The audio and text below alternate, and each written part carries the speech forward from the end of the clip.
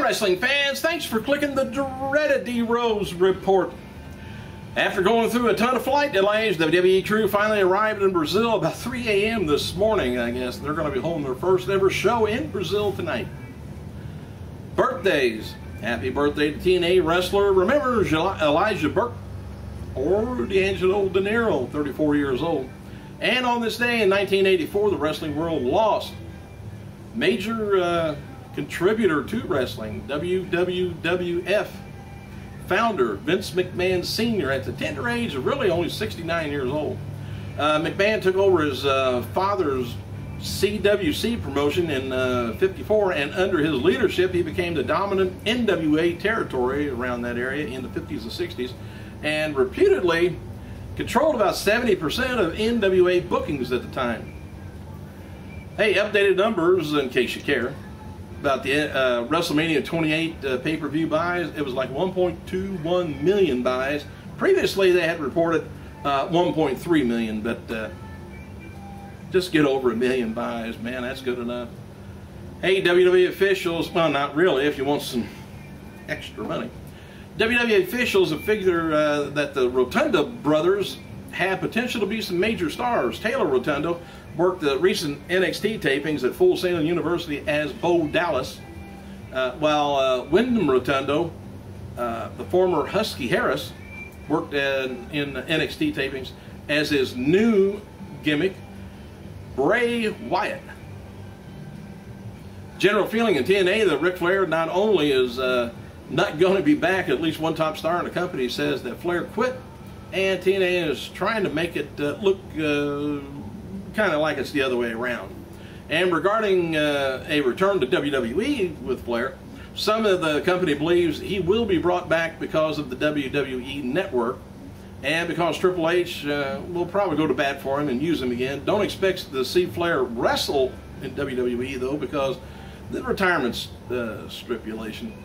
And Flair's new deal with Coke for a new energy booster is said to be a lucrative enough deal where he could leave pro wrestling and be fine. However, Flair's financial issues are still likely to be lifelong, because the more money he makes, the more he's going to spend. And no matter what the deal gets, says you can see the new commercials, by the way, on should be on TV soon. And I just got a hold of the best of the WCW Clash of the Champions. I forgot all about that. They held their first Clash of the Champions the same night, same time as WrestleMania 4. Except, of course, you had to pay for WrestleMania 4. And theirs was free on TBS. But anyways, well, I tell you what, great match between the very first match. Tony Schiavone was announcing with Jim Ross. But the first match was Flair taking on Sting. And they had J.J. Dillon up in the air in a cage, keep him out of trouble. But anyway, it's one wrestling hold after the other. The whole match is just nothing but just plain wrestling. Now, if you don't like wrestling and wrestling holds, you'd rather see people get the crap beat out of them, tune into SmackDown tomorrow. That's all I got to say. Kane versus Khali, Cody Rhodes taking on Christian, Alberto Del Rio taking on Sheamus is being advertised as a SmackDown live event June 2nd, Augusta, Florida. And in a move that's going to affect WWE and TNA and UFC and boxing, the Attorney General in Oklahoma ruled that the state's pay-per-view tax is unconstitutional. Don't understand that part. But anyway, in that state, the percentage of every pay-per-view buy was taxed. So I don't know whether there's going to be refunds or maybe just a free pay-per-view coming up. Somebody's owed tax. Mick Foley, he worked a SmackDown live event in Poughkeepsie, New York as ring enforcer for the Sheamus taking on Daniel Bryan and Del Rio three-way match. Sheamus won the match, and Foley ended up giving Sacco to Ricardo Rodriguez that wasn't even in the match. Just give it to him anyway. You know, he was hanging around, not anything to do with him. Oh, shoved the microphone in his face. Former WWE star Gene Snitsky, the cutest guy I've ever seen, stated on Twitter that he was backstage at Monday's SmackDown taping, and rather Tuesday's SmackDown taping in Wilkes-Barre, Pennsylvania. He was visiting friends. CM Punk, John Cena, Kofi Kingston, Sheamus, Bryant, all featured on the cover of the 2012 issue of WWE Magazine as being branded as Power Issue, the Power Issue, as the top WWE stars and 20 toughest WWE stars of all time are ranked. I haven't seen it yet. I'll let you know. You can let me know what you think about the rankings. And WWE Hall of Famer Sunny admitted herself to the hospital this week due to stomach flu, and she was informed that she has some other ailments. As if we didn't even know. Doctor had to tell her that. She wrote Tuesday on her Facebook, well, just got home from the hospital again. Wasn't just a stomach flu, severe gastrointestinalitis and inflamed pancreas. I have no luck. Feeling better now on meds. That's all she needed, just be on meds. Shouldn't laugh. I could have gas one of these days too soon. Hey, match for tonight's episode of TNA Impact Wrestling include Rod Van Dam taking on Gunner Devon and taking on Garrett Bischoff. Gail Kim and Reigns taking on ODB Eric Young. I don't know why he gets in. He's the luckiest sucker, I tell you.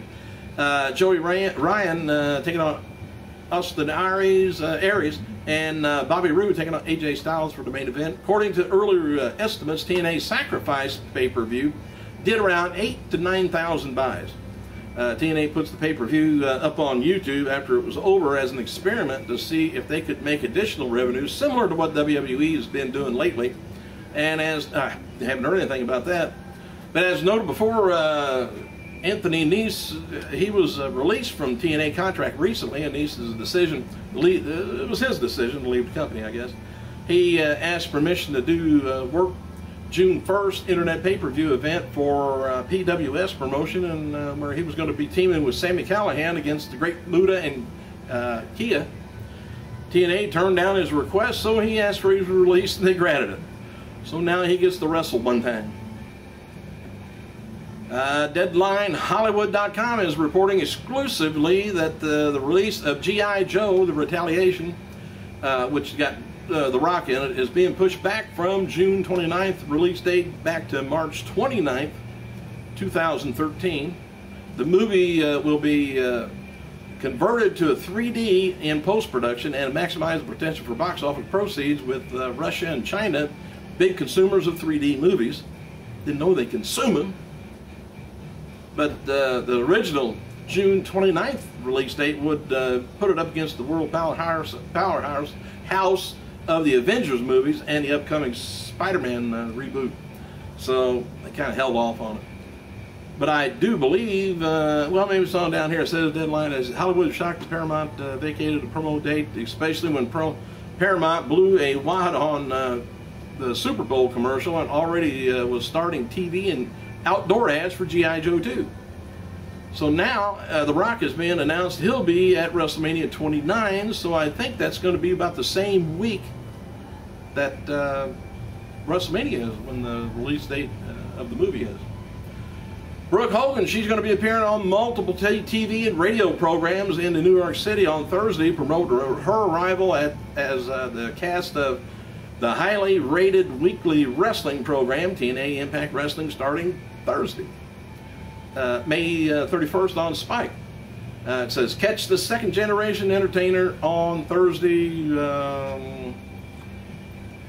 Look at the layouts, and oh, you'll hear where she's going to be at. It's going to be radio all over the place. Last week's NXT tape, I can't go through all of them for one thing. NXT taping Full Sails, they were said to ran more smoothly than WWE's Raw and SmackDown tapings, and these are Triple H's products and projects where there's a lot of talk about how good he ran things, getting his feet wet. All right, there's word that a new issue of WWE Magazine's The Informer column says that a male former American Idol runner-up is in negotiations to perform this year at SummerSlam pay-per-view. And it's speculated it could be Adam Lambert, Clay Aiken, could be David, no, not Arquette, Archuleta or something like that, or WWE friend James Durbin, who actually finished 4th last year. Goldust, by the way, on Twitter said that he's getting married soon. And after being released from WWE, he's taking independent bookings and says Japan may be an option for the future. Jim Ross, Michael P.S. Hayes, Pat Patterson, Rope Dog Jesse James, and Gene Okerlund is going to be filming new Legends Roundtable at WWE HQ Studios in Stamford, Connecticut. JR revealed on Twitter that the Raw Roundtable will air in July and the Hardcore Roundtable will air in October. By the way, the Extreme Reunion promotion, remember I was talking about that for the last couple of months? It's now known as Extreme Rising. So if I ever say anything about Extreme Rising, same show. Their New York City debut is going to be taking place June 29th at Corner, Queens, at the MCOR Youth and Adult Activity Center. And people's going to be there. It's going to be Matt Hardy taking on Jerry Lynn, Devon Storm taking on Homicide, Luke Hawx taking on Stevie Richard, Priscilla taking on Beast 666. I don't know.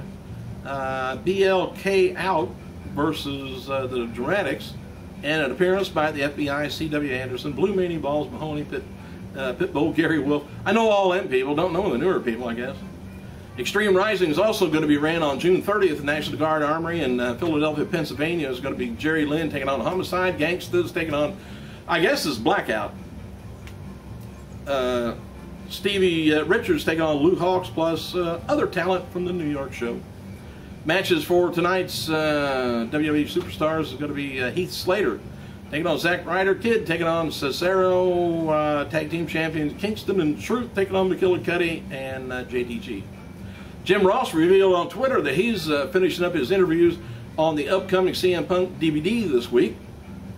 According to WWE DVD News, the following matches are scheduled on Blu-rays for the WWE Falls Count Anywhere DVD release and Blu-ray set coming out next month. It's going to be Mankind taking on Santa Claus versus a Santa Claus Boiler Room from Raw of December 20th, 99. Triple H taking on Sheamus in the Street Fight from Extreme Rules. Rey Mysterio taking on Cody Rhodes, Falls Count Anywhere match from Extreme Rules 2011. The other one was 2010. And Kane versus Randy Orton Street Fight from SmackDown June 2011. Big Show is going to be replacing Tensai and teaming up with John Laurinaitis on an upcoming WWE Live event handicap matches against John Cena. There's still no official word on what surgery Mark Henry had, by the way. And it's not a major one, I guess, but he's expected to be back by the end of June, I guess. Henry's been dealing with the knee and groin problem over the past few months, but wrote Wednesday night, he says, what's up, Twitter Nation? I'm healing well. No complaining from me. I man up. And hell of a damn guy, too. Hey, thanks for clicking, you guys. If I hear anything else new, I'll let you know. I gotta go.